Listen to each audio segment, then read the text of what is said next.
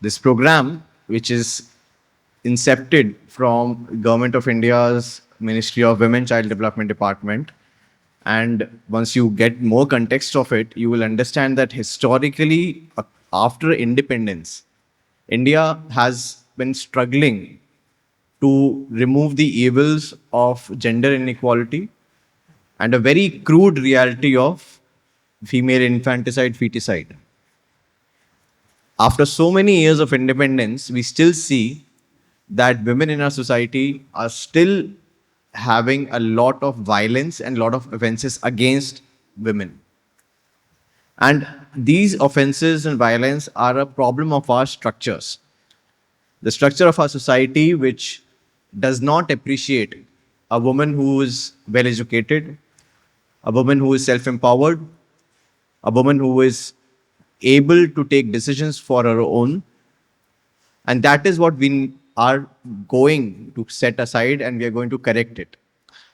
Over years, we have made multiple rules. Government of India, Government of Kerala, whichever government, they have done a lot of legislations to make sure that we are at least legally protecting women. The IPC, CRPC sections, the rule for making sure that we are not able to diagnose the sex of the fetus. Any kind of offenses against women are taken much more seriously. So legally, we are still moving in the right direction.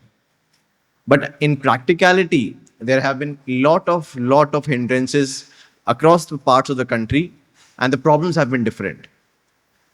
I come from Uttar Pradesh, where the problems of women are much more different than Kerala. Because in Kerala, the education was never an issue. But does that mean that by solving education, by solving healthcare, do we ensure that the women are actually empowered? Is it actually relating to it?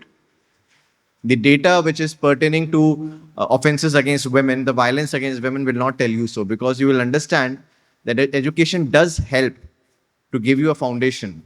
It does help you to create a society which is more inclusive, in which women are more able to take decisions for their own and more empowered.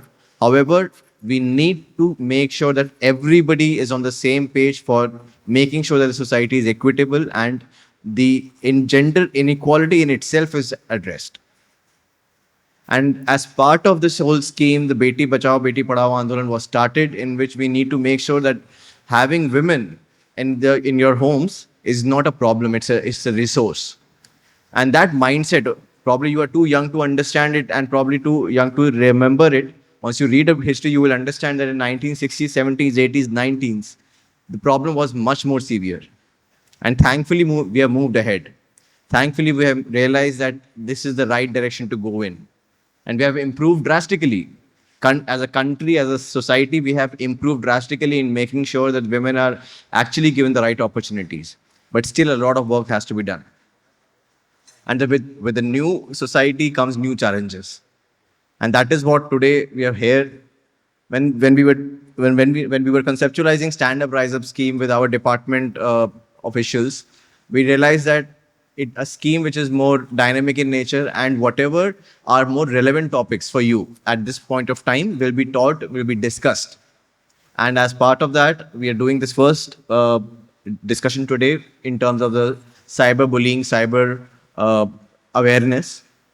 And I'm sure that every one of you have experienced or used social media, right? Instagram, Facebook, WhatsApp, everyone. And I don't want to comment on whether you should use it or not. You should not. By the way, you should not use it, because there's a particular reason why they say it's supposed to be used for adults. You should not be using it. But I understand that it's very difficult to control it as of now. So you need to have right behavior online.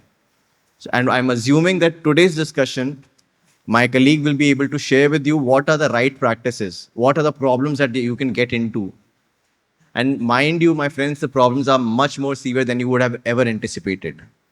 And it's going to get complicated furthermore. In terms of what you post on social media, what you are doing, what kind of photographs you are posting, who you are talking to, who you are not talking to, how are you behaving. It has a lot of implication on your lives. And it has grave consequences if we are not being very careful. Because in our society, we have elements which are criminal in nature, we are screwed in nature, and we can't control everything, but we can protect ourselves. And that is the whole purpose of this discussion today. Everybody is active on Instagram, everybody is active on Facebook, but you need to be making sure that if you are doing so, what are the precautions that you have to take? And it's not just for children, mind you, it's for adults as well. We also do not know what are the right attributes, which websites to go to, which websites to not go to. And it's not just social media, right? Any website that you're visiting, it could be a fake website. It could actually take information from you, from your computer. You must be using the computers of your parents probably and your homes. If there are bank details in that particular laptop, that can also be accessed. There are technologies which are doing so. How to connect to an open Wi-Fi just for a very casual purpose, but we lose a lot of data.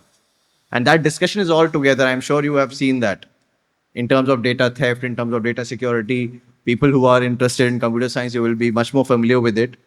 But in general, our mobile phones, our laptops, our computers are having huge amount of personal and private data, which has to be very carefully looked at. And I'm assuming that today's session will be really helpful for all of you to engage. And I would request the faculty members also to be actively engaging in this session, because I'm sure that they will also have certain doubts. And students, of course, it's for you, it's for your understanding that how do we go about it. So I want to officially thank Silver Hills for being partner to this great initiative of Stand Up, Rise Up under the Beti Padhao, Beti Bachao schemes, and partnering with in such a good level that we have huge strength with us. And the first session itself of the Stand Up, Rise Up scheme is going to be a success. I would also thank my department officials who have done great work and provided great attention to planning every of the component of this scheme.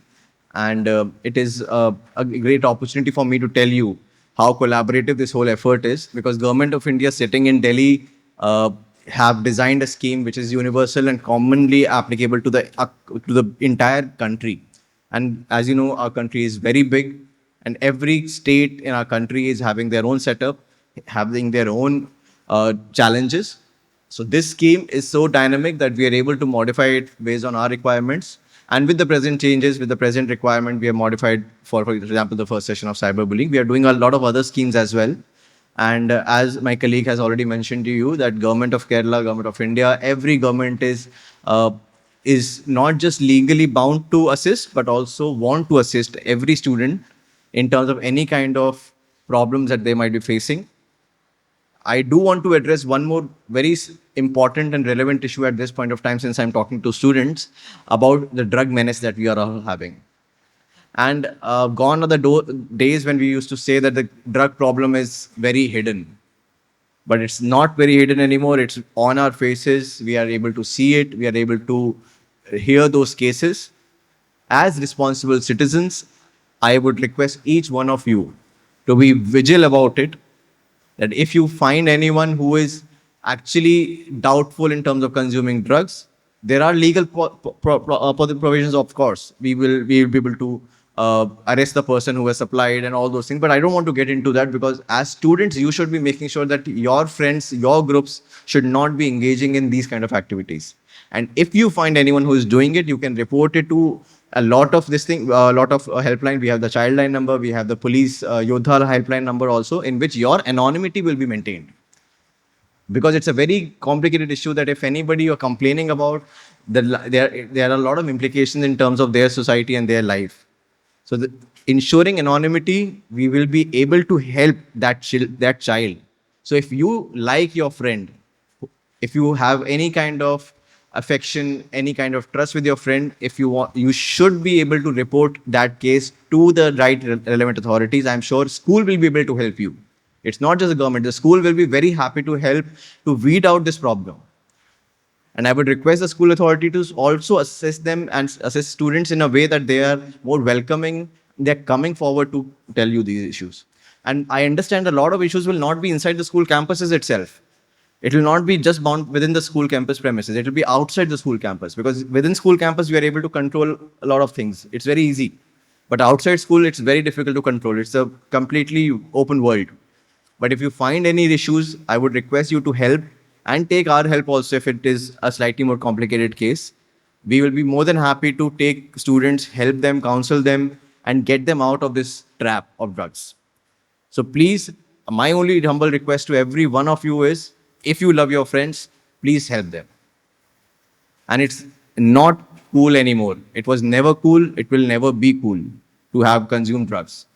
And I blame our society as well, who actually uh, promoted through Bollywood or through movies about use of smoking, drinking, and then the next step came for the drugs.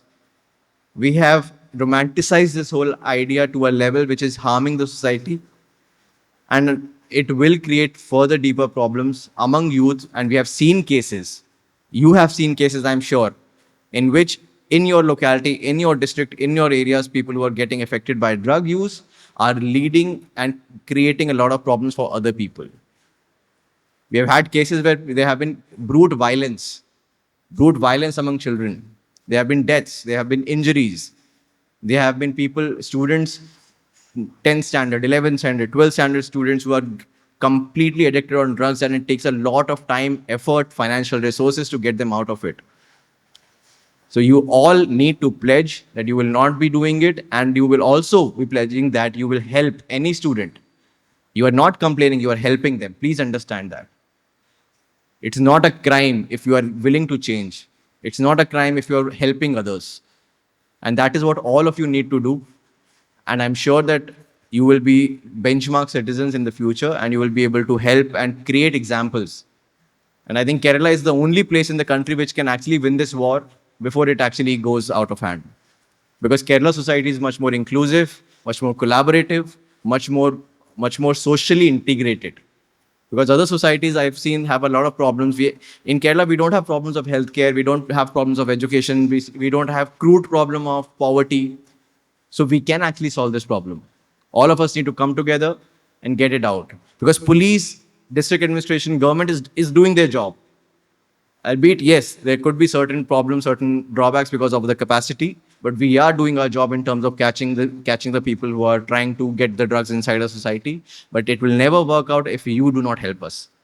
And together we will be able to make a society which is clean, which is empowering, not just for everyone, for the girl child, for every citizen in our state and our country.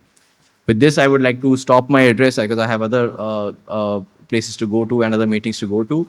And rest assured, one more thing, that I do get a lot of requests for leaves on social media.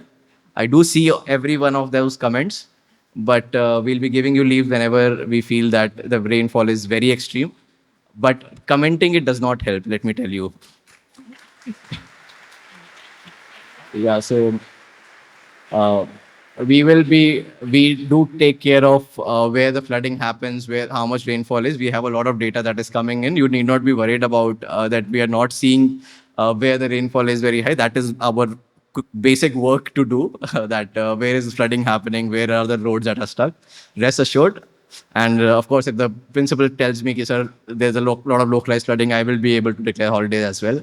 But it's for your safety only. It's not for anything else. It's for the making sure that the students are able to move around and they should remain safe. And rest assured, we are there for you for in terms of any requirement. Thank you.